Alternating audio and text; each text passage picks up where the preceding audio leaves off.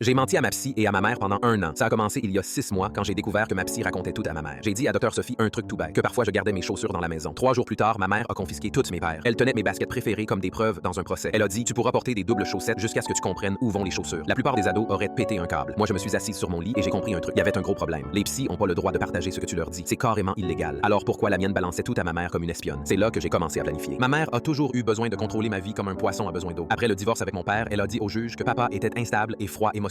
C'est hilarant parce que le mec pleure devant les pubs pour croquettes. Elle a eu la garde complète et 5 000 € par mois de pension, ce qui finance apparemment son obsession à surveiller chacune de mes respirations. Elle a installé des applis de tracking sur mon téléphone. Elle lit mon journal intime. Je le sais parce que j'ai écrit Maman, arrête de lire mon journal. Et le lendemain, elle m'a puni pour avoir manqué de respect à sa vie privée. Quand mes problèmes de comportement m'ont envoyé en thérapie, je savais que c'était un autre piège. Du coup, j'ai testé. J'ai dit à Dr Sophie que je gardais mes chaussures dans la maison et j'ai attendu. Quand la punition est arrivée 3 jours plus tard, je suis retourné en thérapie. Je lui ai dit que ma mère avait pris toutes mes chaussures et que maintenant mes pieds saignaient. Dr Sophie n'a pas bronché, pas d'excuses. Elle a juste demandé comment ça allait à l'école. Alors j'ai menti. J'ai dit je suis en train de rater la chimie. J'arrive pas à comprendre les structures moléculaires. Une semaine plus tard, ma prof de chimie m'a prise à part. Elle a dit ta mère a appelé en exigeant un rendez-vous pour tes notes catastrophiques. Elle avait l'air confuse. Je lui ai dit que tu avais la meilleure note de la classe. Elle a refusé de me croire. J'ai remercié ma prof et je suis parti en souriant. Ma psy disait tout à ma mère. Pendant les mois suivants, je leur ai raconté des mensonges bien ficelés. J'ai dit à Dr Sophie que je me sentais déconnecté de mon père, que je voulais plus vraiment le voir. C'était stratégique. Si maman pensait que je détestais papa, elle suspecterait jamais qu'on bossait ensemble. Chaque mensonge revenait en récompense au lieu de punition. Maman m'a acheté un nouveau téléphone après celui-là. Pendant ce temps, je montais mon dossier. J'ai trouvé des reçus qui montraient que maman payait Dr Sophie 200 € en liquide par séance, en plus de la mutuelle. De l'argent sous la table pour la tenir au courant de tout ce que je disais. La bibliothèque avait des ordis que maman pouvait pas tracer. Alors, j'ai tout envoyé par mail à papa. Il m'a répondu un seul mot, prête. Du coup, j'ai demandé une séance de thérapie familiale. Maman était ravie. Elle pensait sûrement que j'allais enfin admettre qu'elle avait raison sur tout. Maman et moi, on était assises dans le bureau de Dr Sophie. Et là, j'ai compris ce que ressentaient les sardines. Maman a commencé direct. Elle agit de pire en pire. Les mensonges, les cachotteries. Je pense qu'on a besoin d'un traitement plus intensif. Dr Sophie a hoché la tête. J'ai remarqué des schémas inquiétants. Une certaine défiance. J'étais assise là, les mains croisées, le visage neutre. Et là, on a frappé à la porte. Dr Sophie a froncé les sourcils. J'ai personne d'autre de prévu. La porte s'est ouverte et mon père est entré. Je me suis levé de ma chaise avant de pouvoir m'arrêter. Je l'ai serré dans mes bras pour la première fois depuis des mois. Le visage de maman s'est tordu de confusion. Qu'est-ce que tu fais là? Sors. C'est une séance privée. En fait, j'ai dit, il a le droit légal d'assister à tous les rendez-vous de thérapie familiale. J'ai vérifié. Maman s'est jetée à travers la table basse. Comment oses-tu? J'ai reculé. Papa s'est mis entre maman et moi. Sa voix était calme quand il a dit, je demande la garde complète et j'ai des preuves que Dr Sophie a partagé des informations confidentielles avec toi en échange de paiement en liquide. C'est pas juste contraire à l'éthique, c'est un crime. Le visage de maman est devenu blanc. Docteur, le carnet de Dr Sophie a glissé de ses doigts et a touché le sol. Papa a regardé maman direct. Tu as menti à un juge pour avoir la garde. Tu as payé une psy pour espionner ta propre fille. Et maintenant, c'est toi qui vas me verser une pension. À moi. Il s'est tourné vers Dr Sophie. Vous devriez peut-être chercher une nouvelle carrière. Ma fille et moi, on vous a déjà signalé au conseil de l'ordre. Dr Sophie a commencé à bégayer un truc sur le contexte et les malentendus. Mais plus personne écoutait. Maman a retrouvé sa voix. Petite ingrate. Après tout ce que j'ai sacrifié mon corps pour toi. Papa a posé sa main sur mon épaule. Allez, viens ma puce. On en a fini ici. Dans le parking, papa m'a regardé. Il a souri pour la première fois depuis des mois. Il a dit, t'as bien fait, gamine. Je suis fier de toi. Puis il a marqué une pause. Hey, il a dit, tu veux qu'on s'arrête quelque part en rentrant? Je l'ai regardé et j'ai vraiment ri. Ouais, j'ai dit.